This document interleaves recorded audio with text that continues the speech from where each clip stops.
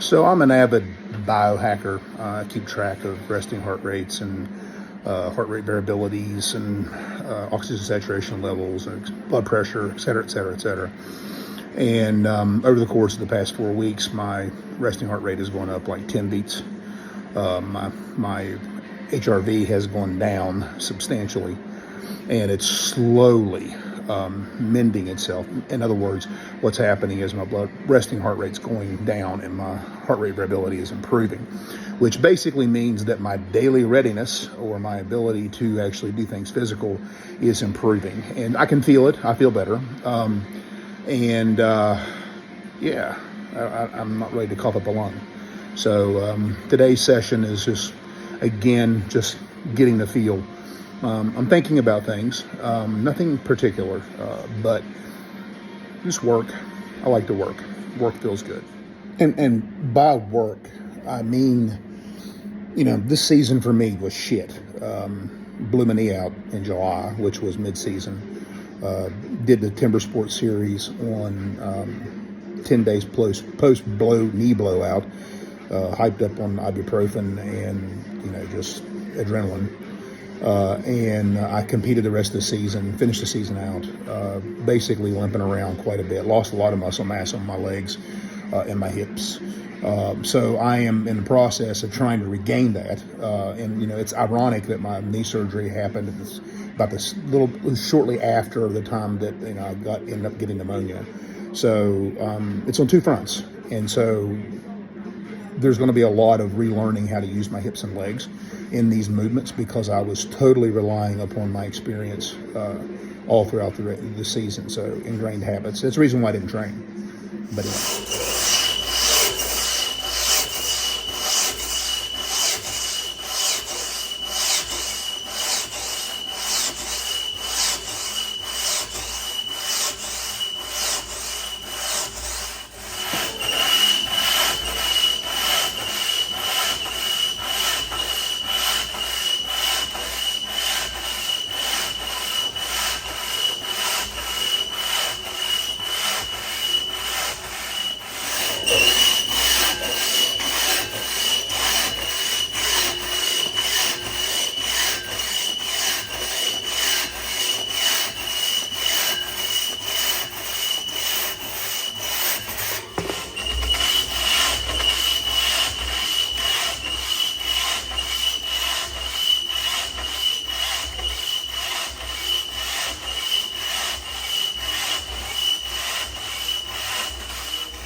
Straight up, my butt cheeks are burning from squatting into this sawing.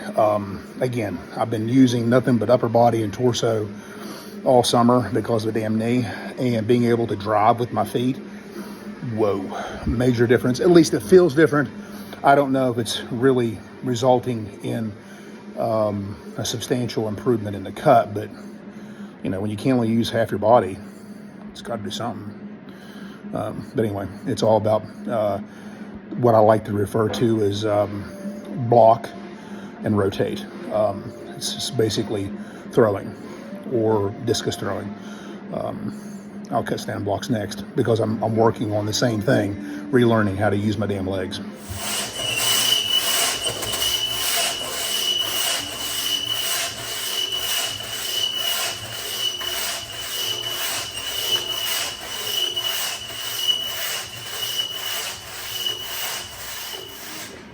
Probably shouldn't be cutting on hardwood, but I'm just grabbing the oldest shit in the pile, and I think this is a chestnut oak, and I'm just working on using my legs, and I'm also going to be working on getting really over top of the down hits, because sometimes when I go fast, I have a tendency to let the axe kind of be about head height. I want it to be above my head. The angle of the axe is presented better when you actually do it at the back of the swing. But so here we go.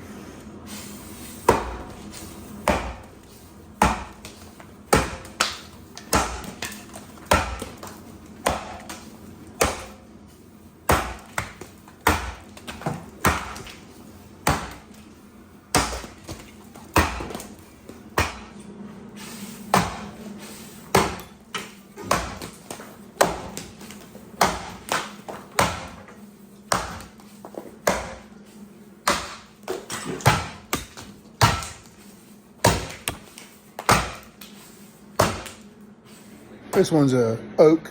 It's most likely a white oak again. With white oak, it's kind of like cutting white gum. In other words, you have to open an arrow scarf and then just follow it in.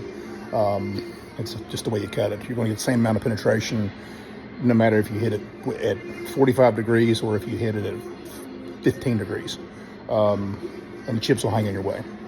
Anyway, so what I'm working on here is, so I'm noticing that I'm getting my left leg engaged, which was the knee that is my good knee, my good bad knee, and my right knee, which is the one that I injured. I'm not fully extending it when I'm striking the log, and basically that's part of the block and rotate. To block and officially rotate and to drive with both legs, you drive with your back leg and the front leg goes straight, or as straight as you can make it. So that's what I'm working on here.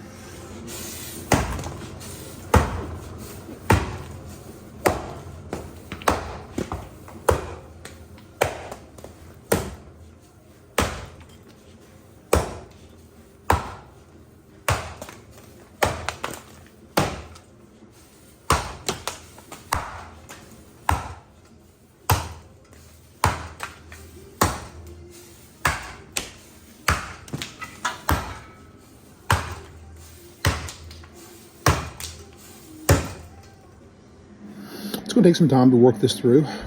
Again, getting patterns or habits with skill sets or with physical skills is no different than patterns or habits with your eating. And I know I'm weak as shit on that, but yeah.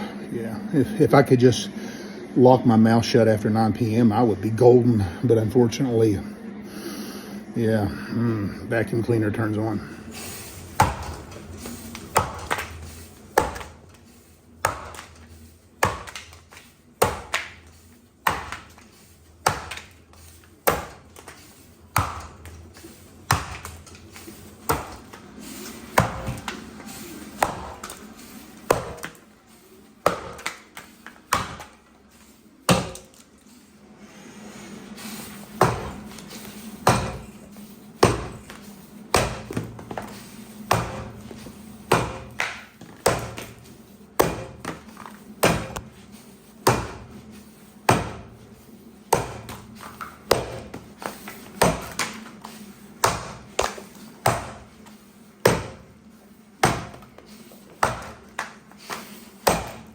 Oh God, I'm not faint.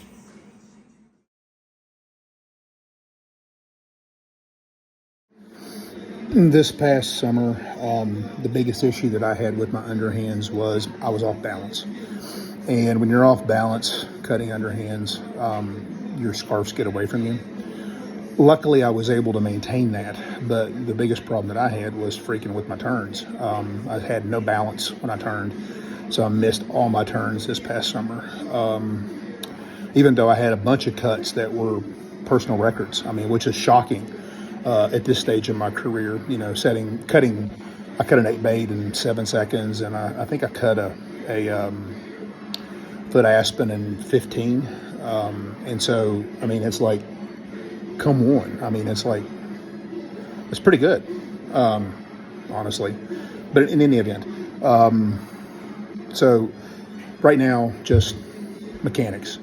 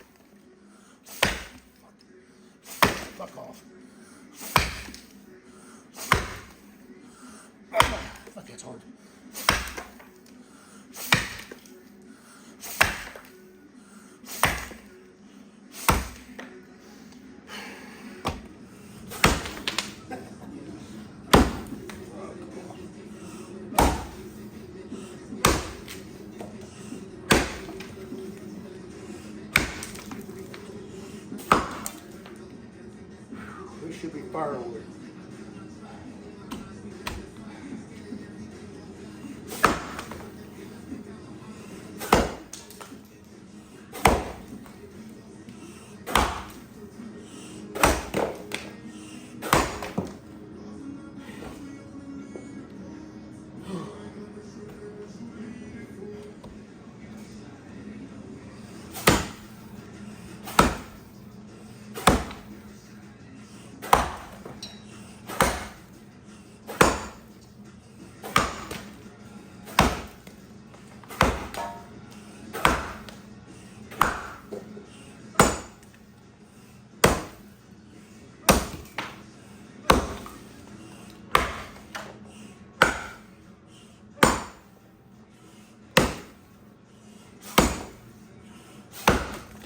Jesus Christ.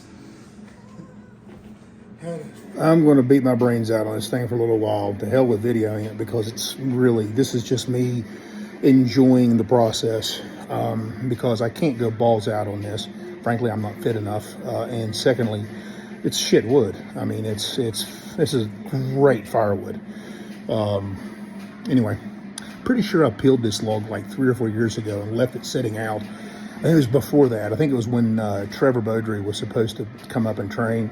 I set this white oak out and let it dry out.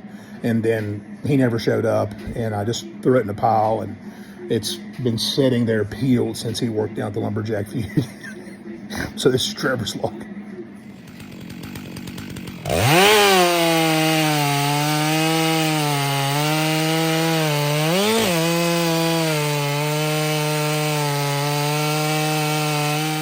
I had envisioned on doing another single and another standing, another underhand.